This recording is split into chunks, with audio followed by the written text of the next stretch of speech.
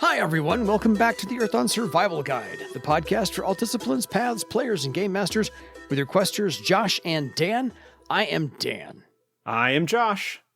And on today's podcast, we'll be discussing all things, I don't have a word yet for this one either, but liquidical. We're going to go with that one. I'm going to make one up. As we're going to talk about the last adventure, number 5. Climactical. There you go. Even better word. Thank you, Josh, for Blades. And we're going to talk about the Interlude and then the last adventure itself. So if you have any questions for us about anything you've heard about Blades or anything else we talked about in the other 270-odd episodes, drop us a line at edsgpodcast@gmail.com, and we will pick Josh's brain. And occasionally I throw in my 2 cents, but they're not worth a whole lot, which is why it's only 2 cents. So the Interlude we're going to talk about is called Last Words. And this is the one I think is the most fun because it really is very freeform, and you are searching for the rank 8 key knowledge. There's a deed involved. The deed happens to be part of the adventure. And this interlude is designed up to the game master. It's left very open-ended and all you have to do as the game master is make sure that the players come up with the knowledge in some way, shape, manner, or form. They could research and discover this in the Great Library and come across a document. They could hear the tale told by a troubadour, drunk or otherwise. They could interview the orcs of legend in Carafad. They could just go to Vartigol's Lore Exchange and maybe it happens to be there, whatever. As long as they come across the knowledge of rank 8, then they pretty much get that. So the game master can come up with however they learn this information. Yeah. The information is basically the last surviving member of the Seven Spokes had a prophetic vision that said while they thought they had defeated Betrayer, they had not actually successfully done so.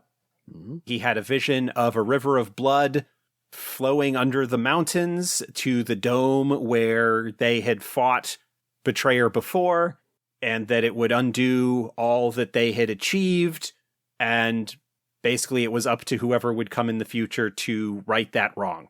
Yeah.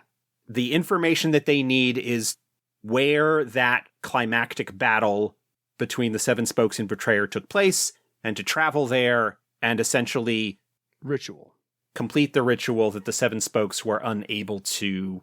Yeah. There's no NPC that's given. This is the information. However they get it is completely up to you. And as I mentioned, I think at the tail end of our previous Blades discussion, you are probably going to be going from that previous adventure into this one relatively quickly. I think the player characters will be very interested in finally putting a stop to it or dying in the attempt. I think that's basically where you are at this point. This is an adventure that is suggested, according to the book here, for characters of 7th to 9th circle. So this is really like people who are at the top of their professions, as it were. Yeah. That ends the interlude. Really, there's not a lot else there. It's up to the game master to create it, plot it, describe it, knock yourself out. Having run enough of these and your players are at 7th, 8th, 9th circle, it's assumed that you are a accomplished enough game master to put that together in some way. I'm going to let that one sit right there. Now for Pure Liquids, the 5th adventure, strap in. This thing is a roller coaster ride, and here we go. This is also written by Robin Laws, who wrote the first adventure. So this is bookended by Robin. And with knowledge in hand, you are off to face the horror. Get the ritual understood. Finally, do that final confrontation. This is the penultimate little ride here. And then the ultimate battle at the end. This is your action movie come writ large. So during the interludes, the party eventually determines or learns you have to travel, confront the horror. This is the last time. And the destination is deep below the Tylon Mountains. Again, according to the vision that was had, it's in a river system inhabited by the Pale Ones. These are the Tiskrang who don't see the light of day, so therefore they're pale. Skin's almost iridescent, almost glow in the dark a little bit. It's kind of fun. They're known as the Great House Chelan. because you're going to come across their Shivalahala. But to get there, the Game Master will eventually have you start at the base of the Tylon Mountains. That's where this whole thing takes place. So, Josh's point, you were already at the base of the Tylon Mountains. Why would you go anywhere else to get this party started? The main reason for that is that in order to get the information that they need, they will need to travel to a place where that information is available. So they will probably travel to Thrall or to Carafod or to some place where it is likely for them to find the information that they're looking for and then travel back. Gotcha. That's the situation that we're dealing with there. But unless there is some other significantly more pressing issue at hand, the player characters are likely to be very interested in putting a stop to this once and for all, especially in the wake of the aftermath of the previous adventure and all of the awfulness that came about as a result of it. Yeah. And if they don't have the information, it's not going to go well because they really can't finally defeat the horror. And that's a battle that we'll figure out in a little bit. So this is where the Game Master can put in the other obstacles, if you so choose, to, again, make this the big boss fight at the end, whittle down your opponents and get that taken care of. In the Tylon Mountains, you will come across, and this is the point that the adventure makes, you will come across the Vodanicus family. The Vodanicus family is an interesting family, and I'm going to leave that there. They are greedy, they're crude, and a little sadistic. Whatever town you want to start off in is where you find the Vodanicus family, because you're supposed to hire them to help guide you down into the realm of the Pale Ones. They are well known, and they are heartily disliked. The family regularly treks under the mountains in search of true water, and so they know what they're doing.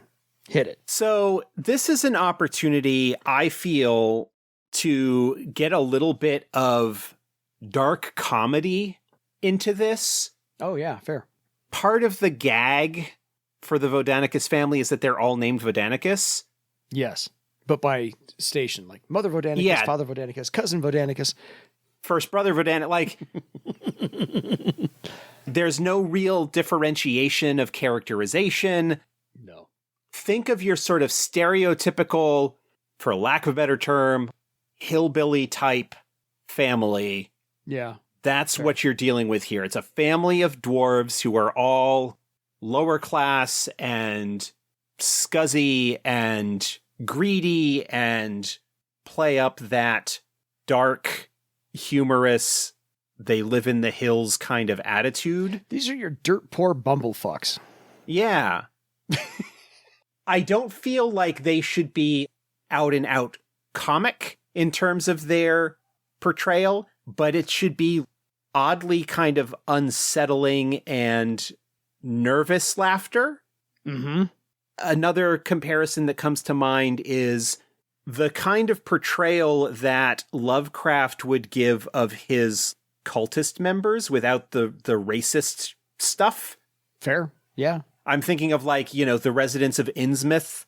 I don't think that the Vodanicus family are intended to be a tribe of inbreds, but it's that kind of close-knit, hard-scrabble, poor, greedy, not particularly ethical people that are able to get by being kind of scuzzy and underhanded, and nobody thinks particularly well of them, but they bring back true water, and so keep them at a distance, but they're maybe kind of useful. But I think given how dark the end of the previous adventure was, and how dark and dangerous the rest of this adventure is, I think this gives the opportunity to, again, darkly humorous, black humor opportunity to do stuff. And again, because they all have the same name and they're all just kind of referred to by their role in the family, that can bring up some really interesting potential humor, again, with a particular slant. Yeah. I don't think that they are clowns, but I feel like the tone for them is intentionally, these guys are a little bit strange and messed up, and Yeah, because they only value money. They don't even value each other enough to give themselves proper names. It's only by your relationship. Everybody is Vodanicus. So I can't imagine they have any kind of a magical pattern or group pattern to themselves, because it's just, there's not a lot of names involved. And the greedy is like really pushed in this. Their fee, their initial proposed fee for the characters to come along, or for them to escort the characters because they kind of know where they need to go. Guide you. 1,500 silver pieces per character. Yeah. Now, admittedly, at 7th, 8th, 9th circle, that kind of money is probably not too difficult for player characters to come up with, but it seems to be a lot of money given the condition and qualifications of these non-adept adventurers, explorers, miners. Considering that does not come with a safety guarantee. Oh, yeah. Guarantee your safety for that. We'll let you come along. We'll guide you to where you need to go. Mm-hmm. But haggling doesn't really even reduce the cost all that much. No. You can haggle, but this feels like a crew of folks who would not surprise me operate out of Kratos. Yeah. That's where they probably got their start and learned the tricks of the trade, and this is where they've ended up. We can just use all those tools, verbal and social, and bring it on over this way and such. So you're going to have to hire them, because otherwise you're going to go spelunking on your own, and you do not want to do that in this area. Yeah, and because you don't know where you're going.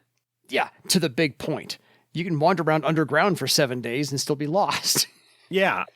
It's theoretically possible that the player characters, if they've had involvement with other groups of Pale Ones, might be able to leverage those connections to get some information about where they need to go. But the Pale Ones, the ones they had most likely been dealing with before, would be the ones under the Thrall Mountains, who are all, at least to some extent, loyal to Earthroot. Mm-hmm. And there's not really a connection between them and this group, because the waters that they're dealing with, the ones under the Thrall Mountains, are sort of the underwater springs and sources for the Coil River, whereas these are connected, at least on some level, probably to the Servos River or those other rivers that flow down through the Servos jungle. Yeah. So there's probably not any real connection between them.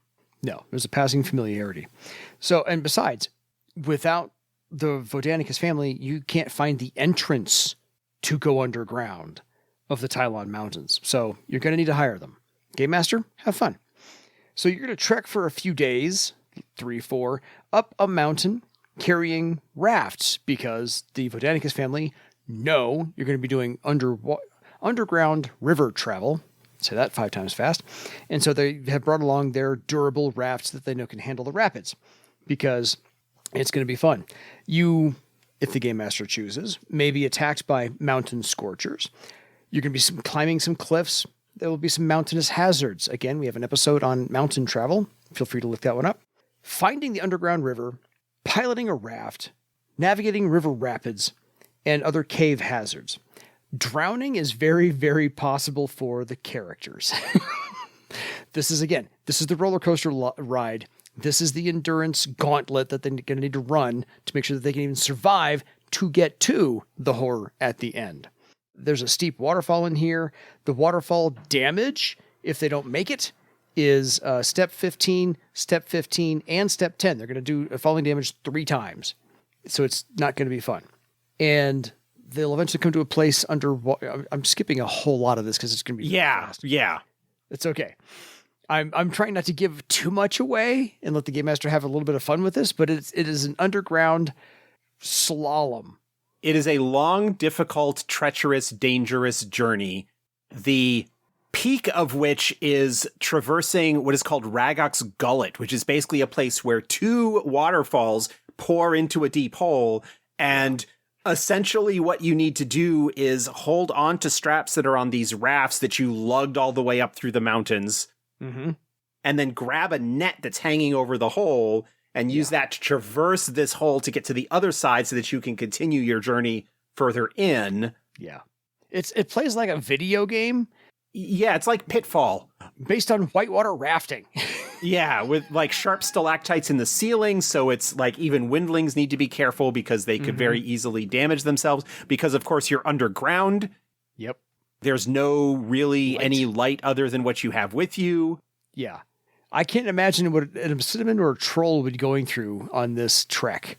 There's a point during this where it's possible, if not likely, that one of the members of the Vodanicus family gets killed and the rest of them are like, and they won't even unless the player characters insist they don't even bother burying the body.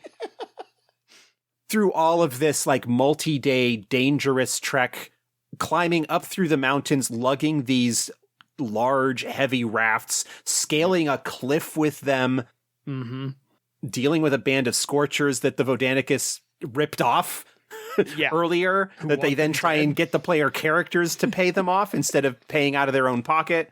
Yep. And then, on top of all that, once they are several days into this journey, once they are in these underground river tunnels, Betrayer makes a move and has one of the Vodanicus family attack the player characters. Well, attack another member of the Vodanicus. That's right. That's where it starts, yes. And the family sort of collapses into infighting and gear potentially gets lost. And essentially the player characters are abandoned, for lack of a better term, on the doorstep of where they need to be. Yeah. Because, of course, the Vodanicus don't really have any interest in facing the Tiskrang because the pale ones down here don't want the Vodanicus poaching their true water. Exactly. So all kinds of conflicts exist. And like I said, it's a roller coaster ride from the base of the Tylon Mountains into the cave, through the cave, the underwater system, the rafts, Ragok's Gullet, the whole 9 yards. They finally get to where they need to be in an audience with the pale ones, because of course they're arrested like right off the bat. Because as soon as you meet the pale ones, they ask for your immediate surrender so that they can transfer you to the Shivalahala, and you're brought into the Great Dome, House Chilan, to see Shivalahala Chelasmo, who recently had a prophecy encounter about the party's rival, and knows that does know the blood magic ritual to create a form, or like a homunculus, for the horror to inhabit, so that it can be killed rather than banished to the astral plane, due to return later on. Or what the Seven Spokes did was banish it into the blades themselves, so it's still there. It's contained a little bit, but it's still there. So what you're supposed to do with this blood magic ritual is all the things that the Shivalahala details to you. And what she's going to do is interview the party about themselves, the blades, how you came across the blades, how you came across all the knowledges, and so forth. So this is the time for the player characters to shine and lay out this entire legendary epic, probably in character if they can, to the Shivalahala. Yeah, this is one place where the storyline, the adventure, really takes advantage of the nature of the Tiskrang Lahala structure. Because the Lahalas maintain the ancestral memories, the unbroken line of memories from the previous leaders of the community. Chelasmo knows or has memories of the time the Seven Spokes were there before, and so knows a lot of information about what's going on that the player characters have had to previously to this spend a lot of time digging up obscure references and things like that. So that knowledge combined with the prophetic vision, the Tiskrang go, oh, we need to get ready for this because it's happening soon. Mm-hmm. And we need to help them because if we don't, bad things are going to happen. Although the interview is, in addition to, hey, tell us about, what's happened to you thus far, tell us your story, there is also, I feel, should be a little bit of, are these people worthy or able to do this? Yeah. Are they capable enough? Yeah, the Tiskrang haul away any Vodanicus that may have been there, and if the player characters object, they're like, because of the blades, they'll betray you. Yes. You are in a situation where you cannot afford, I don't want to say kindness, but basically you need to be really careful about what you do because the fate of Barsave hinges on you being able to do what you did or what we want you to do. Yeah, so I use the term interview on purpose because does the Shivalahala see them as worthy, A, of taking this on, and B, capable of pulling this off and finishing the horror for good? Because, they do know what comes about if the horror gets to keep doing what it's doing. And again, we had the darkness of the previous adventure and the fates that befell those villages that they passed through on their way to the corrupted Life Rock, because they need to stay in this community for several days to learn the ritual in order to perform it.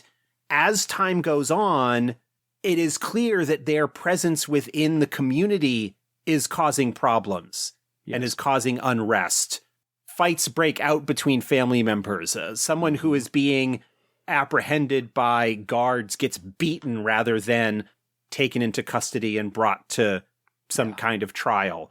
All just a bunch of things get progressively darker and worse. And this is a situation where the player characters are well aware of that it is sort of their fault that this is happening, but they have to stay here to learn the ritual in order to complete it and put a stop to betrayer once and for all. And that's part of the interview process with the Shivalahala, is that she has to know that this is coming into her community, and she has to accept the fact that, okay, you're capable of pulling this off, you're worthy of pulling this off, because of what it's going to do to my community. I have to accept that sacrifice, that this is going to be a very, very large disruption. If not, some people may die. Yeah. An important piece of all of this entire period reaches its climax sort of on the very tail end of their stay there, when some of the guards, the Pale One guards, along with any surviving members of the Vodanicus family, driven by betrayer, essentially band together and come to attack the Shivalahala. Yeah. One of the other things is that the deed required for the rank 8 key knowledge of the blades is simply to get to the Great Dome.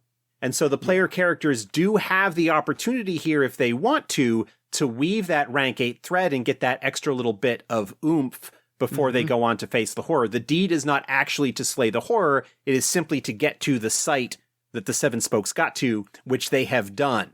Yeah. And the oomph is a +6 spell defense bonus. I'm going to give that away, which is, nothing to sneeze at. Exactly. Against the horror. Yeah, but if they do not think to increase the thread, the Shivalahala suggests at least that they think about it. Yes, highly. Because the deed is not enough legend points to pull off the weaving of the next thread. So they're going to need to have some in reserve.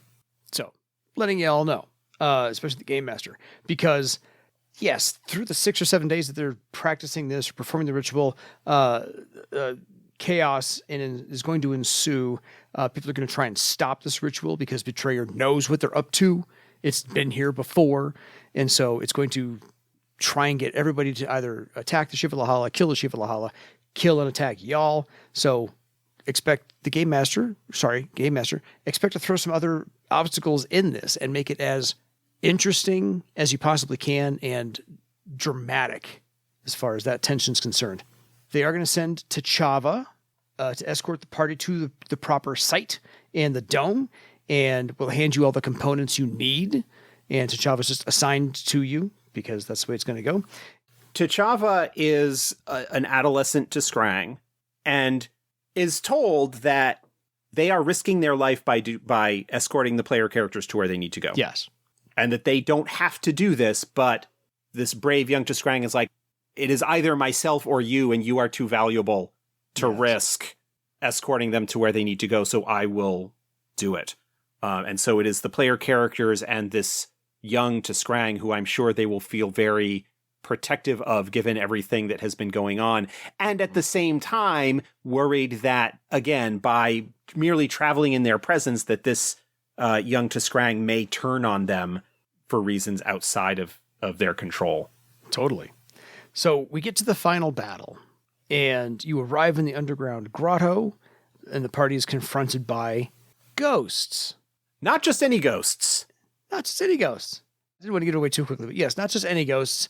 Of course, these ghosts are under control of the horror because he's expecting you. It's expecting you. And the ghosts are going to try and, converse with you and ask questions and so forth, and eventually stab you in the back because that's what this horror does. Well, now, go for the it. ghosts are the ghosts of the Seven Spokes. Yes. I wanted you to say it. Yeah, the former owners of the blades, the ones who performed the ritual that locked the horror into the blades, and having failed and now basically being brought back and are enthralled to the horror. Yeah.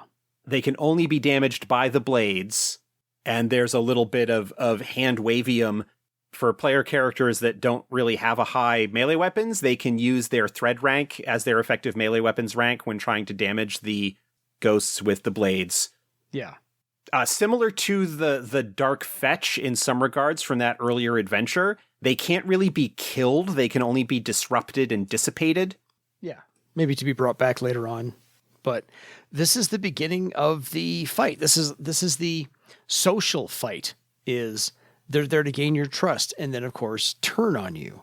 And then you have to fight them. And, of course, this is the big boss battle where the big boss knows to slowly whittle you down, wear down your defenses, take your health down a little bit, make you more vulnerable, death by 1,000 paper cuts before he comes in and stomps on you. Because that's what this horror is going to do. And since we're at the horror, Josh, the stats are on page 100. How does this horror stand up? Since we did a whole bunch of episodes on the horrors themselves. Do the first edition stats still kind of hold true, or should they be modified? The stats stand up reasonably well. Fair. All of its attribute steps are in the mid to upper teens, like 15 to 18. Yeah. Physical defense, 17, spell defense, 22, social defense, 22, 10 points of physical armor, 20 points of mystic armor, 7 attacks per round, with an attack step of 18 and damage of 25, basically because it's a big roiling mass of tentacles and such. Yeah. In addition to the 7 physical attacks, it's got 2 spell attacks with a spellcasting step of 20, which basically allows it to use its horror powers. It has damage shift, which we all know is a nasty power. Fun one. It's got skin shift, which is another nasty power. It's got terror, which is frighten on steroids. Yep. It's got karma tap, which is another nasty power. It's got 30 karma points at each of which is a step 13. So even if its raw numbers aren't especially frightening compared to what the player characters are likely to be at 7th or 8th or 9th circle, like what you're likely looking at, to talk sort of optimization here, right? Let's say 8th circle. I'm going to assume that an adept will have step 7 in their primary talent attributes at that point. Possibly step 8 if they really worked on optimizing things. But let's say step 7. Yeah. Melee weapons, spellcasting, whatever.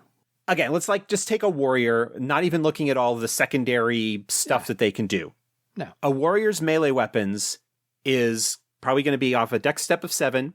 Probably will have their melee weapons at a rank 8, if not rank 9, like if they're looking to advance on there. So you're looking at a step 15 there. Yeah. They are possibly, because again, the blades enhance group patterns, probably going to be looking at having a group pattern thread, maybe attached to melee weapons, which is going to be adding another probably 3 to 5 ranks on top of that, plus whatever bonus if they decide to put the bonus thread rank, the group pattern thread ranks from the blades into that. So you could very easily be looking at their primary attack talents being at like a step 20 to 22, 23 would not surprise me as being something too out of the realm of possibility. You start throwing in defensive talents that could boost physical or mystic defense. They're +6 from the ritual. Yeah. What I would probably do would be to take a look at how the attribute steps for Betrayer as presented in the adventure match up against the 4th edition stats for a Worm Skull, a Bloatform. Like, look at the horror stat blocks and see how they match up. Fair. And kind of make your decision there. The fact that it's got so many attacks and it's got some nasty horror powers that we know can shift the balance of power in their favor. I mean, damage shift is, oh, you just did a bunch of damage to the horror. Oh, he shifts it to you. Yeah. Right? It's clean again. It's healing on top of, whatever Damage additional damage it may be doing on top of it. Skin shift is awful because it deals a lot of wounds in addition to whatever damage it deals. Yeah. Karma Tap, I don't recall what that does off the top of my head. I think that isn't that just stopping the player character's karma? That's a possibility.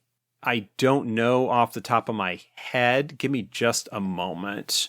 Let me grab my first edition book. Good point. Yeah, I noticed it's 7 physical attacks, 1 for each of the 7 spokes. Oh, no. Okay. Karma Tap, again, looking at the first edition stats, allows a horror to suggest actions to a character. The horror makes a spellcasting test against the target's spell defense.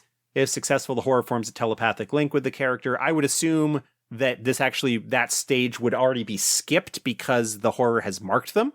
Mm-hmm. But if a character is horror marked, the horror adds 3 steps to the spellcasting step. Okay. The horror then makes a Karma Tap test. The result is the number of days the link lasts. If the character accepts a suggestion, the horror substitutes its karma step and accompanying use restriction for the characters when the character embarks on the suggested course of action. Though the influenced character must still spend their own karma points, they may spend it on any action, and it uses the horror's karma step rather than their own. So actually, that's not something that I think it is a power that probably would not be particularly useful to, that would actually be used much. Well, go ahead. Yeah, well, it's something where I would see that more being used by the horror to boost up its minions, mm-hmm. or to suggest that, oh, maybe you should betray your fellows, but there's no true compulsion that goes along with that. So that's one of those powers that's like, oh, here's how the horror could maybe get, people to do stuff. Yeah, because I think for the week that you're practicing the blood ritual to get this all down, I think that's a good time for the Betrayer to try and karma tap or horror mark the player characters, and during that week get all the stuff going on, and then they're marked for this combat. Yeah, the player characters should already be marked by the horror at this point, because there has been more than enough time where they have had the blades in their presence and essentially the horror in their presence. Mm-hmm. You can roll if you want, but there's no limit to how many times the horror could do that. And once the horror mark is successful, they can renew it. It's done. At will. Totally. So really the big ones are damage shift, skin shift, and terror. Yeah. We talked about the warrior maybe having like step 23, step 24 melee weapons. Terror is going to impose penalties to that to make it more difficult for them to fight. So, this is going to be a very difficult fight. The large number of actions that the horror has, both physical and spell attacks, the one potential downside, it's got an initiative step of 15, so it is more likely to be acting early in the round. Fair. That you run into the action economy problems that you have against any opponent. Single boss monster against a group of adepts. Yeah.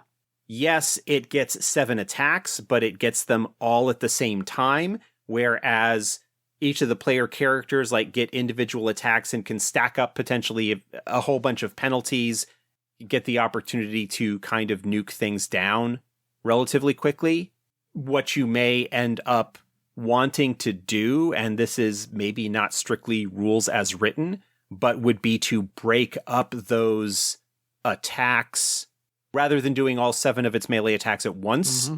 When its initiative first comes up, it will do a couple and then a couple of more, or to run them as sort of like reactions to what the player characters do. Yeah, you go. Or things along those lines to intersperse the horror's actions in between the player characters at various points. Yeah. Because nothing is more frustrating than having somebody who acts first, or have a couple of characters that act first and do alpha strikes to try and bring it down as quickly as they can before it gets a chance to act, and thereby have a somewhat anticlimactic end to things. The fight also kicks off once the player characters complete the ritual. The fight kicks off by the horror using one of its tentacles to kill the poor young T'Skrang that came along. Yes, because it's inconsequential otherwise. But I mean, having run a horror fight with a party, I just reserved. I didn't care where the other session ended. I just said, we're not going to start this now. This is going to take an entire session to get through. Expect that to happen. I would wait for whenever they get to the dome, stop that session. The next session is the fight. Just gonna start that right there. And then this doesn't go through the aftermath, but I could see the game master drawing out the storyline to, once you get through the dome, make your way back to the Shivalahala and that community there, and then make your way back out. Because again, you have to get back out of this mountain now, and maybe some of that family's left over to get you out. Who knows? Or perhaps the T'Skrang can do it on their own because they know the river tributaries better than anybody else does.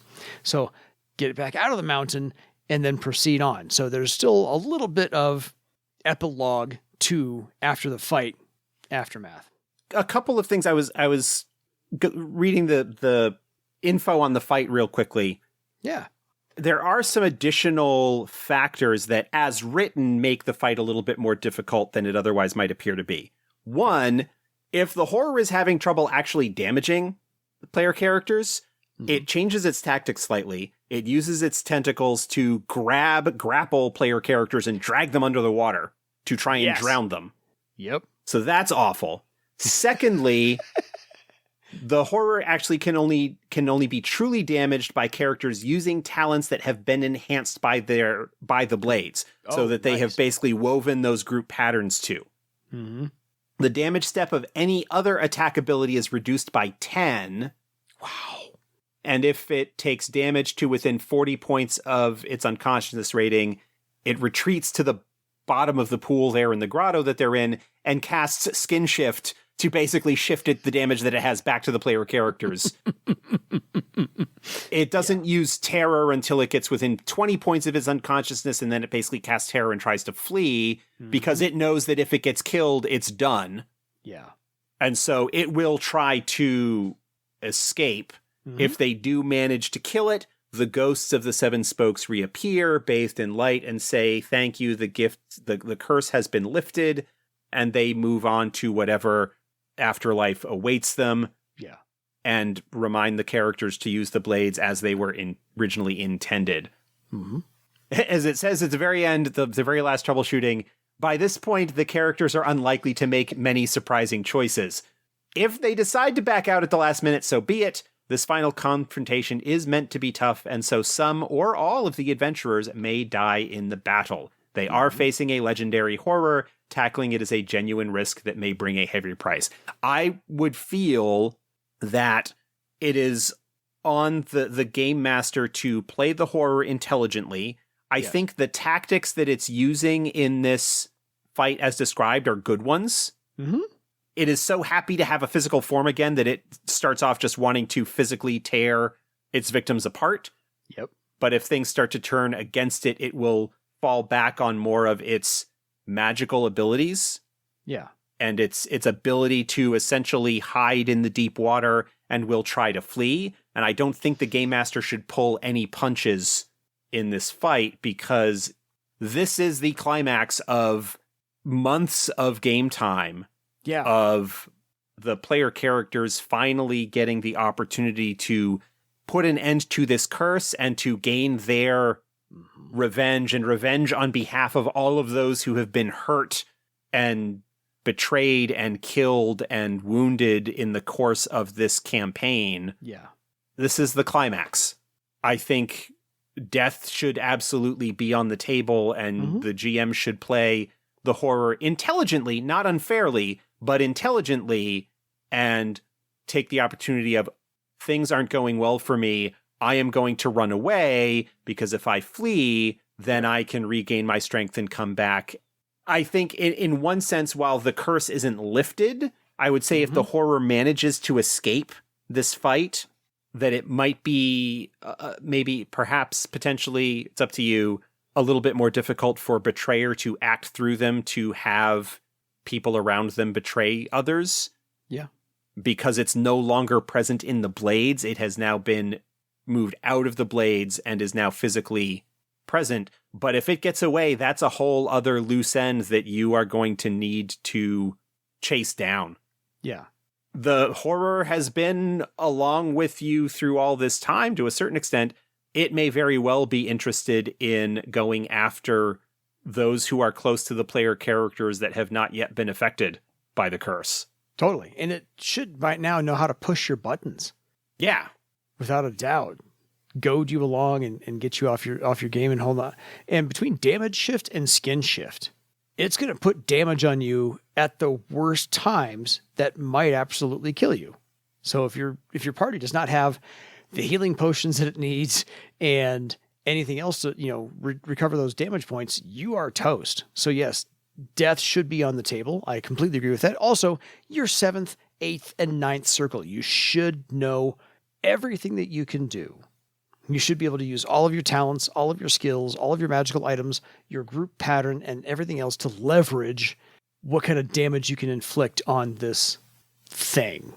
So yes, I agree. And what better way to go out than taking care of this horror as your last act? Great way to retire a character or let him die heroically, whatever the case may be. Yeah, depending on how your game is going, this very well could be like the climax, like the end of a campaign. This is certainly a suitably epic capstone to an adventure. And of course, if everybody dies, that's obviously going to be the end. But there's certainly the possibility that you could say, and, having defeated the horror, unless you've got other storylines that you still have outstanding. Yeah. This is a suitably epic end to a campaign. Absolutely. I have a mechanical question for you. And if this is too long, I can just cut it from the end of the show. So to resist the karma tap, because the horror would roll step 15 for that, because that's the karma tap power, would the player character... Oh, go ahead. I think I know what your question is, but I'll let you finish asking so that I'm not wrong. It's a rudimentary question. To resist that, the player character would basically just roll their willpower and any other talents that they've got. Okay. There's no test involved for the player character to resist it. All that the karma tap power does, if the test is successful, is opens up that conduit for the horror to offer that power boost to the player character, saying, Gotcha. Hey, if you do X, I will give you this power. And essentially what's going to happen is the horror is going to be like, if you stab your buddy, I'll give you this thing and let you live. Gotcha. But there's no test or requirement there's no test that the player has to pass in order to do that. They can just say no. Gotcha. The horror will probably make those offers, but I would be very surprised if player characters would be willing to take up on that offer. Unless, and this is something that would depend very largely on your individual group, the horror would have ways of pushing buttons and maybe make the offer. The example that they give in the text is the horror will offer to make you immortal. It can't do that, but that may be something that it offers for you to do that. And so it could be very well something like, if you stab your buddy to help me out, I'll give you this power in order to put them down, and I will do something that will help achieve some other goal of the player character, to try and get that motivation in there. But I don't think personally that that's something that player characters are likely to go for at this point, because they should know it's a horror. They should know I shouldn't trust it. They should know that really we need to put a stop to this because of the harm that will result if we don't. So I think it's something that the horror will try, but there's no tester rolls that are required for the player characters to resist that. They just have to say, no, I'm not going to do that. I'm here to ask the stupid questions for everybody else who's thinking that before they email us. Yeah, that's a fair question. But remember, I basically read the rules text for Karma Tap, and there was nothing in there that required the player characters to roll to resist it. Wanted to double check for everybody else's. The Karma Tap test itself is simply, does the horror have the ability to open the conduit to allow that power exchange to happen? Yeah. And they just need to beat the social defense, right? Mystic. Spell defense? Okay, yeah. It would be mystic defense because it would be a magical power. Sorry. Yeah, mystic / spell defense. Yeah, fair. Okay. Had a Dan brain fart there for a second. I'm like, really? That's okay. Like, some powers may very well be against social defense. I don't know all off the top of my head. No, you would know better than I would. I just wanted to, like I said, I'm here to ask the stupid questions for all the listeners who don't now need to email us that stupid question. So that was that one there. Anything else about Blades in its entirety or this last adventure? Robin, I think, did a fantastic job of this roller coaster ride from beginning to end, where the tension just kept ratcheting up a little bit. Yeah, we didn't go through a lot of the detail on it, but the journey to the dome is hazardous. Yeah. It's not just the final conflict, the final fight against the horror that's tough. I mean, it is, but it's not just that, but the entire journey from where they start traveling up through the mountains with Vodanicus.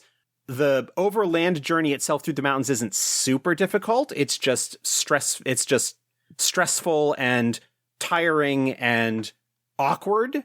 And some climbing rolls that maybe you fail, but yeah, but once you get down into the underground tunnels with the river, then you've got the danger of drowning and the rapids and all of that other stuff that goes along.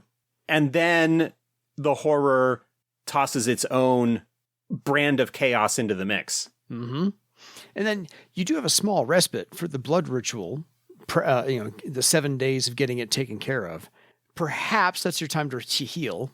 Yeah, there is certainly time to heal and recover, and I don't doubt that player characters of the circles that this recommends would have much difficulty recovering from whatever damage they might have suffered during the course of the journey. Yeah. Between the various spells and magic items and potions and whatnot that are available to them. Yeah. So it's not like, oh, you're going to be going up against the horror with with greatly reduced resources. Mm-hmm. The ghosts of the seven spokes aren't going to be too terribly difficult. They might end up with the player characters spending some of their karma or doing things like that, but they're kind of there just to drain some of the initial resources. But we didn't really talk about their numbers at all in terms of that. Yeah, and during that downtime, of course, that's when the peril is going to kick in, where Betrayer is going to try and cause all the other, the Pale Ones, to either attack them or the Shivalahala. So it's not going to be no rest for the wicked, but it's a little downtime, but you're a little bit challenged a little bit here and there. Yeah, the most difficult thing with the ghosts is that they can only be damaged by the daggers. Yeah. But their physical defense is only an 8. Their death rating, how much damage they need to take to be dissipated, is only 28, and they have no armor to speak of. Yeah. They've got one attack at a step 16, damage 12, like... formidable. There is probably going to be some trouble at first before the player characters realize that, oh, we can only damage them with the blades.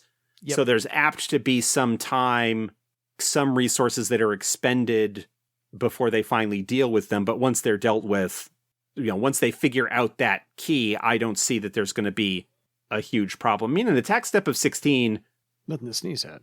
In first edition, defense ratings didn't scale quite as quickly as they do in fourth with the talents and whatnot that can enhance them. Yeah.